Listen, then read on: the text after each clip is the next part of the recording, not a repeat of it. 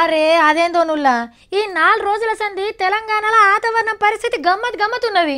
10 జిల్లాలుంటే 10 తీర్ల రిపోర్ట్లు వస్తున్నాయి. కరీంనగర్లో రాళ్ళాన అంటారు, నిజామాబాద్లో మాడల్ వలిగే ఎండలు అంటారు, ఆదిలాబాద్లో చలి, నల్గొండలో ఇది, ఖమ్మంలో అది, మహబూబ్ నగర్లో ఇంకోటి.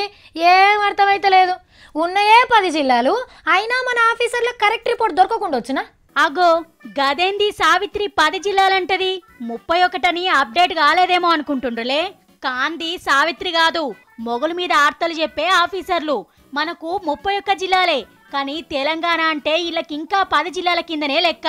జిల్లాల నేరు పోసినంత ఈజీ కాదట కొత్త జిల్లాల గాలి ధూళి ముచ్చట్లు చెప్పుడు. కొత్తగా పుట్టిన జిల్లాలకు సంబంధించి 30 ఏళ్ల కింది నుంచి వివరాలు కావాలన్నట. అప్పటికెళ్ళి ఏడ ఎంత ఎండగొట్టింది, ఏడ ఎంత లోతు ఆనబడ్డది, సలి సంగతేంది, గాలేంది, నీళ్ళేంది, రాయేంది, రప్పేందని మొత్తం వివరాలు తెలిస్తే తప్ప కొత్త జిల్లాల వాతావరణం వార్తలు చెప్పుడు కష్టమట. అంటే ఇప్పుడు పాత ఆదిలాబాద్ జిల్లాకెళ్ళి కొమరంభీం జిల్లా పుట్టింది కదా, ఆదిలాబాద్ లో పడ్డంత ఆన కొట్టినంత ఎండ ఇడ కొట్టకపోవచ్చు. అగో గందుకే కొత్త కొమరంభీం జిల్లాల ఏడేడ ఎట్లున్నదో తెలుసుకున్నాకనే చెప్తారట. అన్ని జిల్లాలల్లా ఇట్లనే ఉంటది. ఇకగా వివరాలు మొత్తం తెలుసుకునే వరకు జరంత టైం పడుతుందట.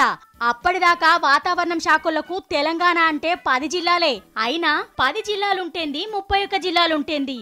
వీళ్ళు ఎండ కొడతదన్న నాడు ఆన పడుతుంది, చలి పెడతదన్నప్పుడు ఎండ చంపుతుంది.